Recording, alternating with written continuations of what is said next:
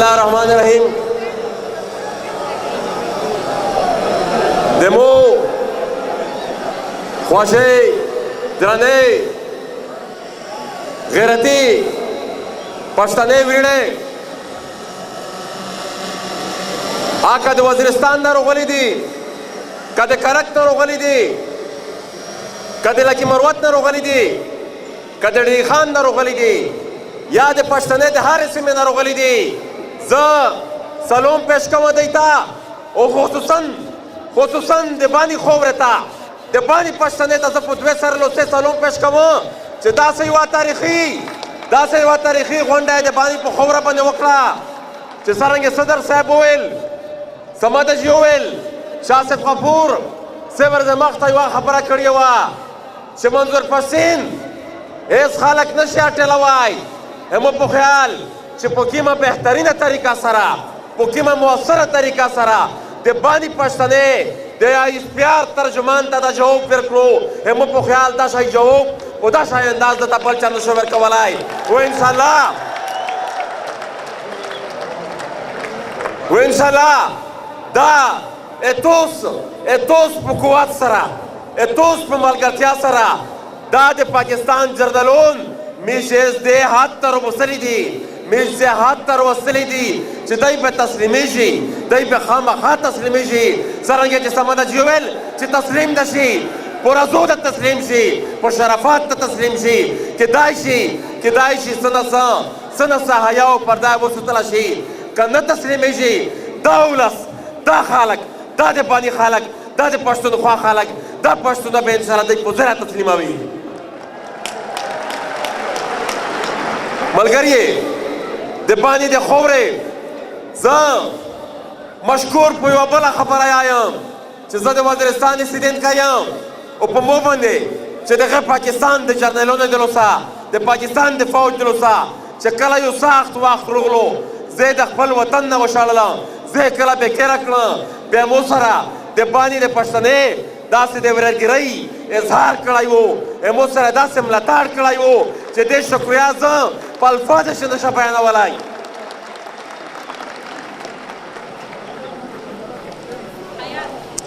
ملګریې میش چې د جلسې اعلان وشو، میش دغه شی مرسته غوښته، میش هغه شی مرسته غوښته، میش هغه شی کردار غوښتو، لکه نن نه ډېر کله مخته چې داسې کوي قاضي فضل قادر کړی و، نن نه ډېر کله مخته داسې کوي د باني پښتنې د حاجي میرزالي خان سره کې ملاتړ کړی و، میش هغه ملاتړ د پښتون تحفظ مومنټ ته د باني ګل نه غوښتو، خو مو په خیال د باني ګل د باني د خاورې چې کوم ملاتړ د میش وکړو، کومه قرباني وکړه، کوم سپورټ یې وکړو، دومره سپورټ یې میش ته وکړه نه وه. مو په خیال پی ټي ایم د آغاز نه ونڅه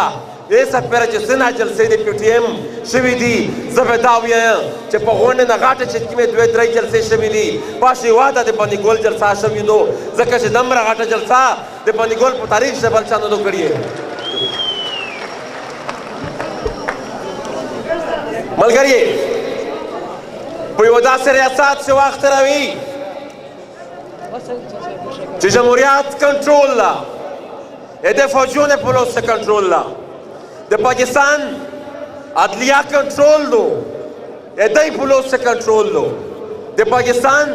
میډیا کنټرول دو، دی په کنټرول شدو، خو د خدای په فضل سره دا غورځنګ به دا یرغمال کوم دی د غلبې نه، دی د جیلې نه،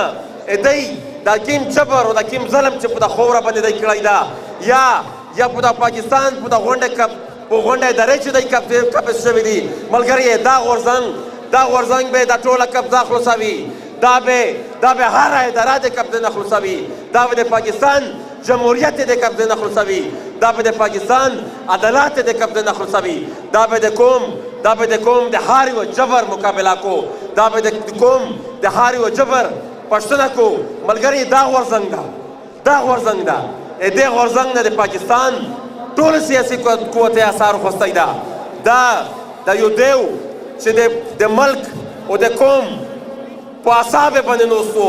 چا ژغ نشو کړی، غاټې نه غاټې سیاسي قوتې غږ نه شو کړای. دا ځکه ډاکټر صاحب د بنظیر خبره وکړه، د نواز شریف خبره وکړه، هېڅ غږ نه شو کړای. ډېر غټ قوت ورسره، ډېر غټ منډیټ ورسره، خو دا غورځنګ چې کله راووتو، دا پښتونه چې کله راووتل، طریقه یې ورته وښایله چې که د ظالم پوښتنه کې، د ظالم نه پوښتنه کې د خپل حق په کومه طریقه باندې به کې، و انشاءالله تاسو ولیدل چې دا د غورځنګ لیار، دا د پی ټي ایم لیار، دا د پی ټي ایم لیار چې کومه دو، دا هېڅ ټول د پاکستان سیاسي قوتونه په هغه لیار باندې روان دي. او ملګریې میش یوه دا خبره کی چې یو وخت و چې چا به غږ نه شو کړای.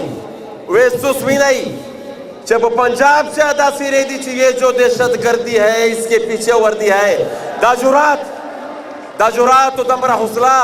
د پنجاب حال کې د دې پښتنې ورکړي دو، د غورځنګ ورکړي دو، د منظور پښتین ورکړي دو، د پی ټي ایم ورکړي دو. ملګریې دا رویې، دا د ملک د پاکستان د ریاست دا رویې، دا که چېرې بدلې نه شوې، دی که چېرې د ځان اصلاح ونه کړه، دی که چېرې تسلیم نه شول، نو نن خو زه په ډېره وړه خبره وتلی یم. ډېر مختصر غوندې ډیمانډ دی مو، که چېرې دته غوړه کښېنه شوه، که چېرې دا کښېننستو خبرې ته ملګریې، بیا دغه شی رویې، دغه شی تاسو لیدلی دي چې دا د ډېرې تباهۍ باعث جوړ شوي دي. پاکستان څه د دنیا تاریخ وکسئ، د نن نه اتیا لاس کاله مخته د 1920 سن 1939 پورې چې کله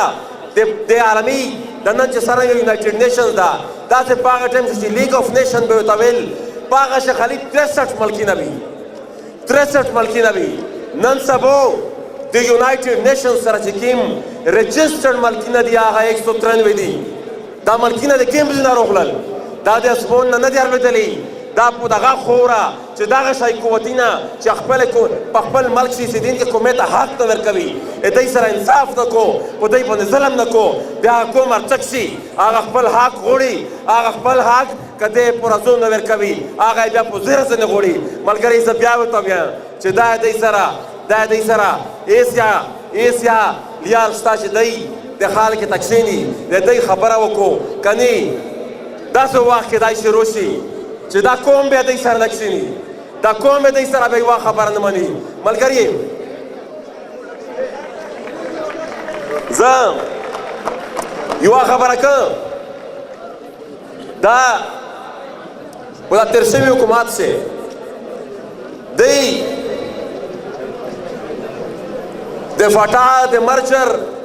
د پښتونخوا سره دا یو ډېره تاریخي کیسه وه. د دې دپاره دوی ډېر کمیشنونه جوړ کړل، ډېر د خال کې جلوسونه وپوسل، ډېر سیاسي ګوندونه راغلل، دوی عمل نه پکړو. خو چې کله دا غورځنګ ارچک شو، باوجود د دې چې دا د غورځنګ ډیمانډ یې نه و، خو په غلط نیت سره دوی دا فیصله وکړه چې کېدای شي موږ دا ریفارمز وکړي، کېدای شي موږ دا عیني ترامیم وکړي، کېدای شي د فاټا د خال کې د مرسته دوی نه کمه شي، یا د کوم سپورټ چې دوی سره ده دا کم شي، یا کېدای شي په دوی شي په خپله شي تفریق راشي. ملګري تاسو ولیدل چې هغه ریفارمز وشول، خو چونکې چې دی په خپل مقصد سے کامیاب نه شو، دی چې په خپل مقصد سے کامیاب نه شو، نو اوس تاسو ولیدل چې اوس مو دا لاګي چې دی په خپله خبره باندې پښیمون ده. دا هر هغه حربه استعمال کړي دو د پی ټي ایم روکدام دپاره، خو ملګري یوه حربه یې کامیابه شوې دو، هره حربه یې ناکامه شوې دو. دا ځکه په مونه مخته سایه انور شیراني یوه خبره وکړه د ریاست په اخلاقي سټیټس باندې چې د میش د ریاست د اخلاقیات لیول څه ده، په باندې دا خبره وکړه. نه لیول خو دومره غورځېدلی ده، خو دومره غورځېدلی ده چې دوی نه د اتیا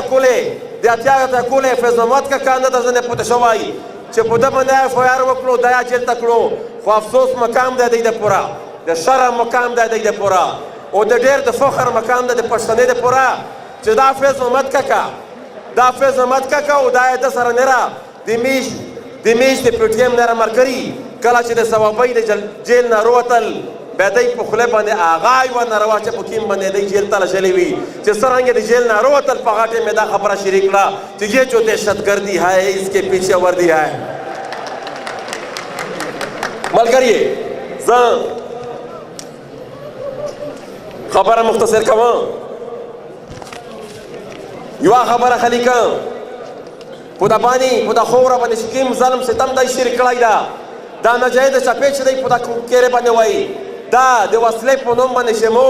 سره کوم آئیني قانوني اسلام په کې چې موجوده وي دا چې هغه په نوم باندې دی د مو بېزتي کو بیچ دا ورته وایي چې دی نه دا لوس ودروي دی نه دا لوس ودروي کېدای شي بیا سبا د داسې وخت روشي کېدای شي یو داسې وخت روشي چې بیا میشتو ته داسې کوي په چک پوسټ باندې ویلوړ وي بیا تو